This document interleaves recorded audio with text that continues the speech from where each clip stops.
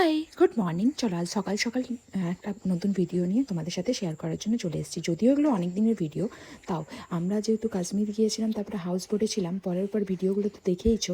তো এইখানে house boat থেকে বেরিয়ে আমরা বোটে করে যাচ্ছিলাম গোটা শিকারা পয়েন্টটা ঘুরতে। তো এখানে 7টা পয়েন্ট ছিল, যেখানে যেখানে আমাদেরকে ওই বোটটায় করে ঘুরতে নিয়ে গিয়েছিলো। তো আমিও এখানে বসে বসে সাইট সিন দেখতে দেখতে চলে গেছি, আর ও এখানে বসেছিল।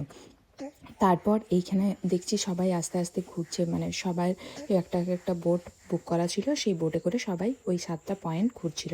তার মধ্যে এখানে ঘুরতে ঘুরতে বাজার, রেস্টুরেন্ট সব আছে জলের মধ্যে।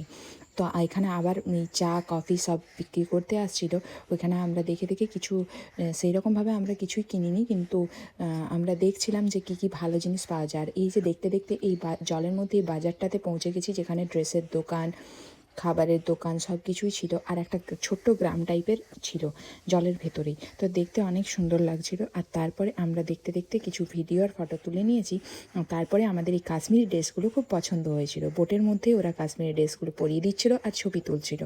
তারপর আমরা শিকারা সব কিছু পয়েন্টগুলো ঘুরে তারপরে আমরা যেখানে সাইট সিন কিছু বাকি ছিল আমাদের, ওইখানে চলে গিয়েছিলাম সাইট সিনগুলো করার জন্য। আর এই যে সাইট সিনগুলো খুব সুন্দর।